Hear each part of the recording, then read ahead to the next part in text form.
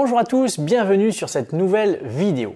Aujourd'hui, nous allons voir deux erreurs que l'on revoit fréquemment, que l'on entend fréquemment chez ceux qui apprennent l'anglais avec le pluriel en anglais.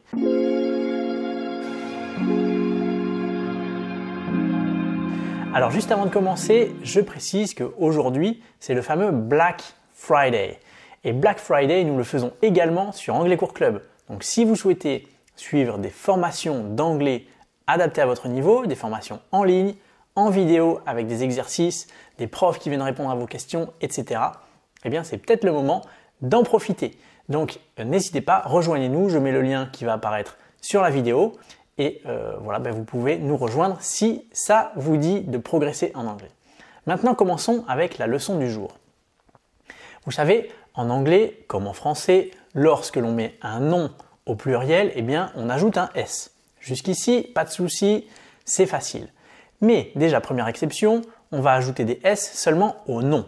Les adjectifs que nous, on accorde en français resteront invariables en anglais. Donc j'y reviendrai tout à l'heure.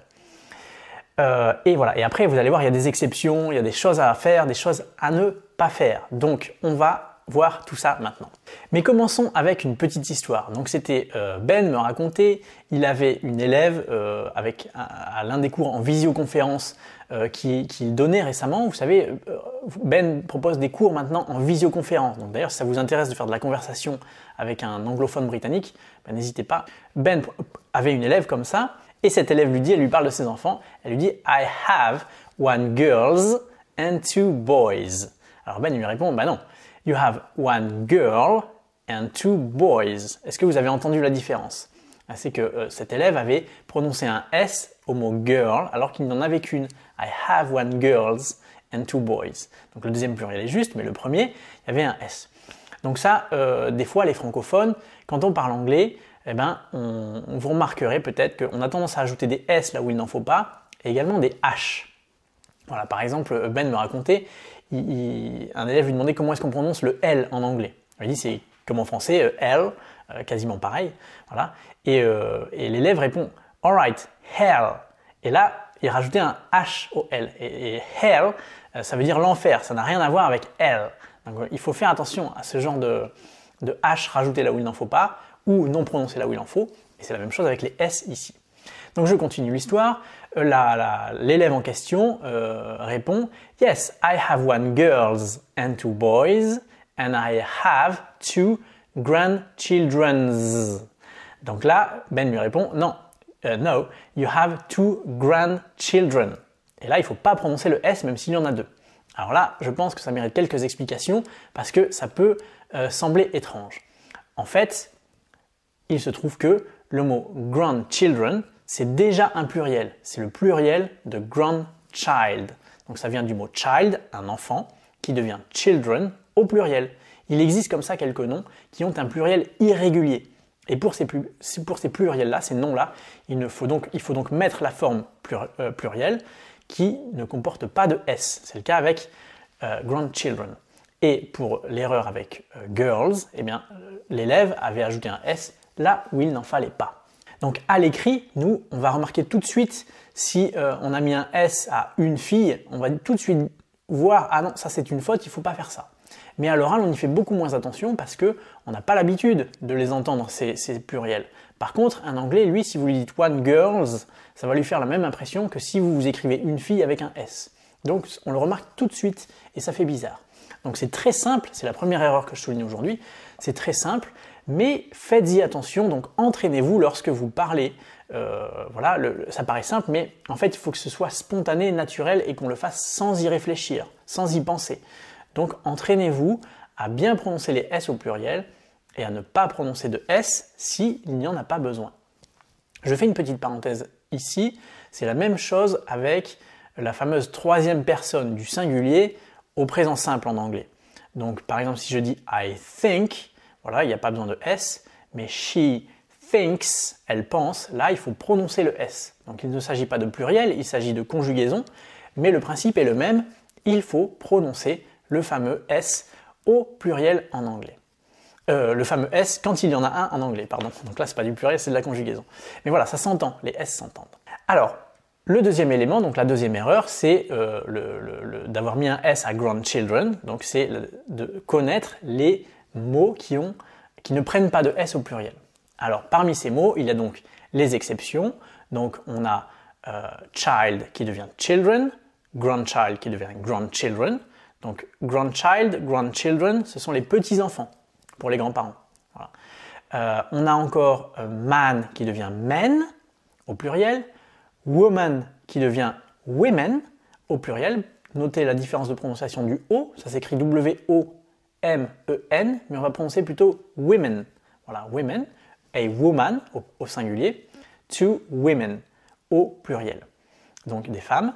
Ensuite, la souris, mouse, comme Mickey, comme Mickey Mouse, devient au pluriel mice, M-I-C-E.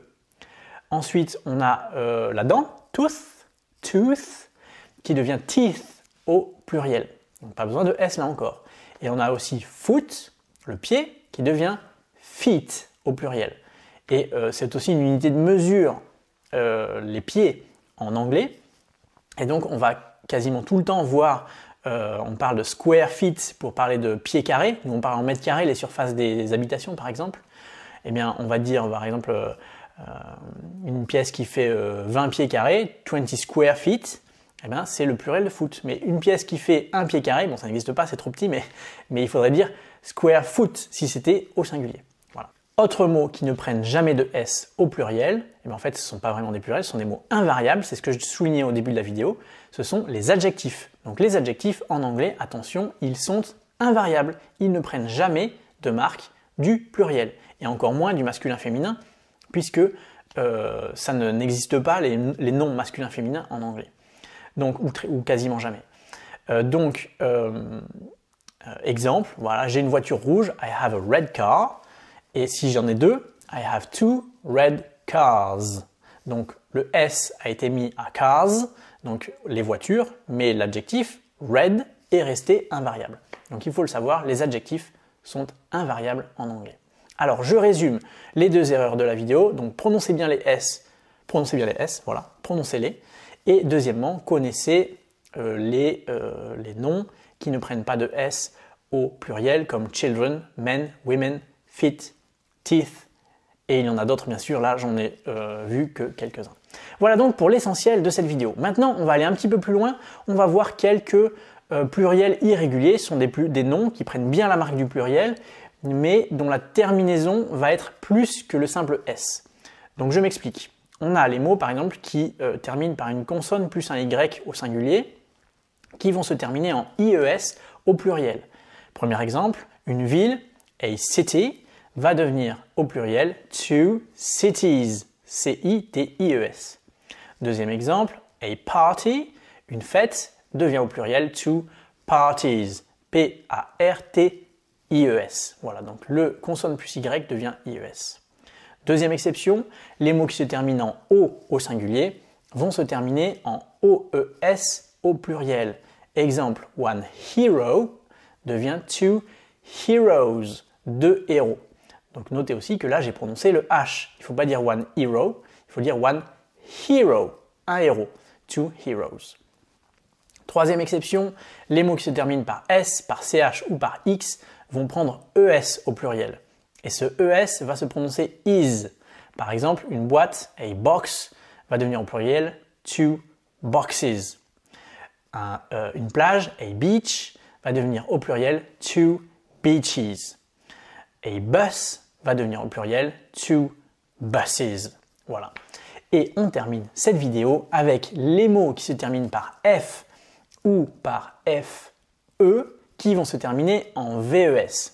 Exemple, one thief, un voleur, devient two thieves, T-H-I-E-V-E-S. A wife, une femme, une épouse, devient two wives, W-I-V-E-S. Et on termine avec a life, une vie, qui devient two lives, L-I-V-E-S. Donc c'est comme ça que ça se met au pluriel. Voilà, merci à tous d'avoir suivi ce cours, j'espère que ça vous aura appris. Pensez bien surtout à prononcer les S en anglais, toutes les lettres se prononcent ou quasiment, enfin en tout cas les pluriels Et la troisième personne du singulier, ça se prononce en anglais, donc faites-y attention, il faut que ça devienne naturel, spontané, que vous le fassiez sans y penser. Je redis une dernière fois que si vous voulez nous rejoindre sur l'espace membre, c'est le bon jour aujourd'hui parce que c'est le fameux Black Friday. Et on étend ça d'ailleurs jusqu'à mercredi. Donc vous avez quand même une petite fenêtre pour en profiter, mais ne tardez pas trop si ça vous intéresse. C'est un bon moment pour commencer une formation d'anglais. Thank you everyone. See you soon guys. Bye bye.